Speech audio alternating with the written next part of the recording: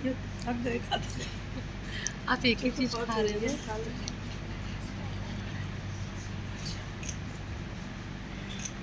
जय जय श्री राधा रमण, जय जय नवल किशोर, जय गोपी चित चोर प्रभु, जय जय माखन चोर। मंच पर शोभायमान आत्मीयता के अमरकोश प्रमोद पांडे जी, आदरणीय रोहित जी, फिरोज साहब, मिस्त्री जी, भाई बागीश जी, और इस सभागार में शोभायमान राखी जी, प्यारी बिटिया स्वर्णिमा जी, प्रणीता जी, ज्योति अजय सिंह जी, काव्या जी, पंडित ऋषु दुबे जी, और हिंदी वाटिका के सुरभित सुमनों की सुवास अपने अंतस में संजोने की चाह लिए बैठे सभी हिंदी प्रेमी, हिंदी जीवी और हिंदी सेवी मित्रों,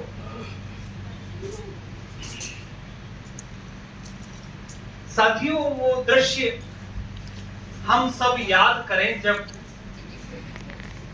राम और रावण का युद्ध संपन्न हो चुका था। विजयश्री ने राम का वरण कर लिया था, जीत राम की हो चुकी थी। राम विभीषण जी का राज्याभिषेक कर चुके थे। अयोध्या जाने की बारी थी। अयोध्या जाने का सुकाल आया तो लक्ष्मण ने राम जी से कहा, भैया ये हम अयोध्या जाने की मशक्कत क्यों करें? ये जो सामने सोने से खचित लंका है, हम क्यों ना यहीं पर राज करें? हम वहां जाएं और वहां व्यवस्थाएं देखनी पड़ेगी। भरत जी ने कैसे कैसे कर रखा है, हम ये तो इसके राजा तो हम ही हुए ना लंका के, हम यही राज करें। और निश्चित रूप से ये इतनी वैभवशाली है।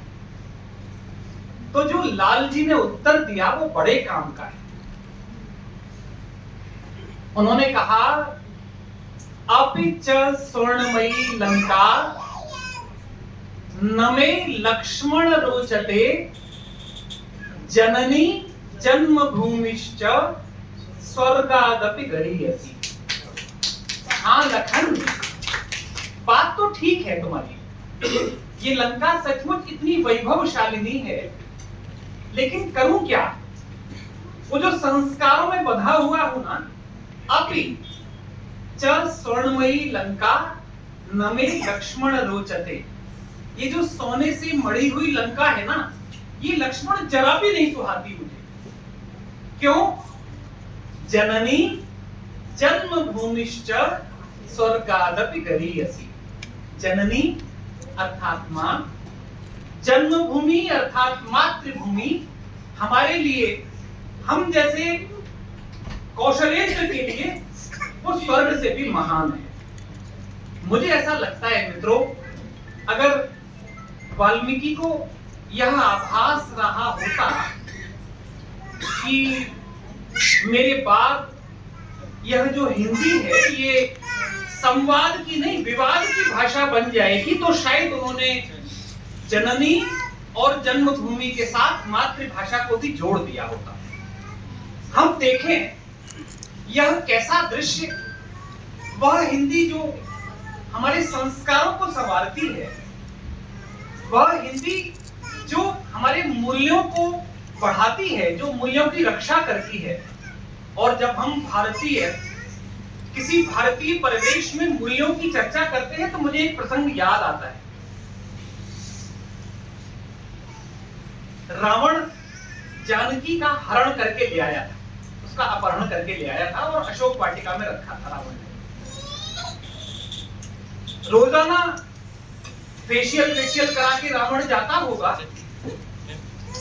लेकिन वो सीता देखती नहीं थी उसकी तरफ। सीता क्या करती थी, एक तिनके की ओट से सारा वार्तालाप करती थी। तो बेचारा रावण मायूस होकर लौट आता अपने राजभवन में हरा थका। मंदोदरी कई दिन से यह नजारा देख रही है। एक शाम जब रावण थके हारे अशोक वाटिका से लौटे तो अब पत्नी को तो सब पता होता है जी। लौटे तो रावण, तो मंदोदरी ने कहा, नाथ मुझे बताओ ना कुछ, क्या परेशानी है, इधर कुछ आप व्यथित लग रहे हो। तो उन्होंने बताया कि ये मैं जानकी को ले तो आया हूं, लेकिन वो मेरी तरफ देखती नहीं, बात नहीं करती। तो कहा एक उपाय बताऊं आपको, आप एक दिन, आप तो वेश बदलने में माहिर है, आप तो किसी का भी वेश रख लेते हैं, आप एक दिन राम का वेश धर के अशोक वाटिका जाओ। तो रावण को हंसी आ गई। रावण ने कहा, बाबरी तू क्या समझती है, मैंने ये प्रयोग नहीं किया होगा, मैं यहां प्रयोग कर चुका हूं और करूं क्या। मैं जब जब राम का वेश धारण करके अशोक वाटिका की ओर चलता हूं, किसी पराई नारी की तरफ मेरा देखने का मन ही नहीं करता। क्या बात है। यह है राम के मूल्य, यह है भारतीय मूल्य। निश्चित रूप से मित्रों, हम जब हिंदी की बात करते हैं तो वो हमारे मूल्यों का संवर्धन करती है। और कई बार लगता है कि कैसे करें, कैसे होगा, कोई मुश्किल काम नहीं है। हम कोशिश कर लें तो कुछ भी असंभव नहीं है। हम अपने घर से शुरू करें, परिवार से शुरू करें हिंदी की इस साहस भरी यात्रा को, तो लक्ष्य जरूर मिलेगा। मैं इन पंक्तियों के साथ अपनी वाणी को विराम दूं कि वो एक शायर ने लिखा कि हो के मायूस नयों शाम से ढलते रहिए, हो के मायूस नयों शाम से ढलते रहिए, जिंदगी भोर है सूरज से निकलते रहिए। और जब हम हिंदी की बात करते हैं तो मुझे ये दो पंक्तियां बड़ी प्रीतिकर लगती हैं।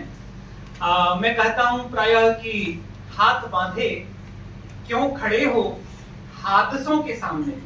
मिस्त्री जी, हाथ बांधे क्यों खड़े हो हादसों के सामने, अरे हादसे कुछ भी नहीं है हौसलों के सामने।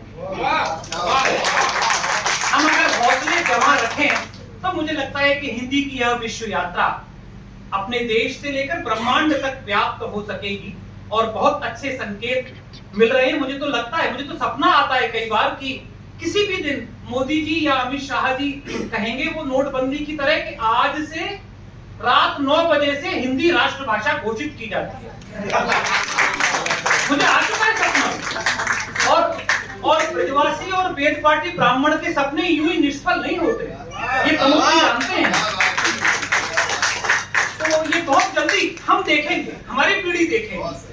और आइए कि मैं इन पंक्तियों के साथ वहां स्थान लूं कि मानस भवन में आर्यजन जिसकी उतारे आरती, भगवान भारतवर्ष में गूंजे हमारी भारती, और तेरा वैभव अमर रहे मां, हम दिन चार रहे ना रहे। मैं पांडे जी का के प्रति कृतज्ञ हूं, आभारी हूं। हम लोग रिश्ते डाउनलोड करने वाले लोग हैं साहब। डिलीट करने में तो कुछ सेकंड लगते हैं, डाउनलोड करने में वो पहिया बहुत देर तक घूमता है, और वो पहिया घूमने में जो रस, जो आनंद है ना, वो वही ले सकता है जिसे रिश्ते डाउनलोड करना आ गए। हमने ये सीखा है, हमें ये सिखाया है हमारे परिवार ने कि रिश्ते बनाओ। और प्रमोद जी से यूं ही एक दिन गपशप हो रही थी, तो फिर परिवार की चर्चा हुई और फिर हिंदी अकादमी की चर्चा हुई, और फिर हमने कहा कुछ सेवा भाई साहब कुछ ऐसी हमारी भी हो जाए। तो आपने कहा नहीं, अरे बड़ा चकाचक मामला है यहाँ, अब बंबई में रहते हैं हम, बंबई की संस्था है जी। हमने कहा नहीं, कुछ धर्म हमारा भी है और हम उस धर्म का पालन करना चाहते हैं। तो उन्होंने स्वीकार किया। तो हम आभारी, वे आभारी नहीं है, उन्होंने हमें यह सेवा का सौभाग्य दिया। और आप, हाँ, आपसे अगर कुछ भगवान किसी की सहायता करवा रहा है तो आप आप आनंद मनाइए घर जाकर।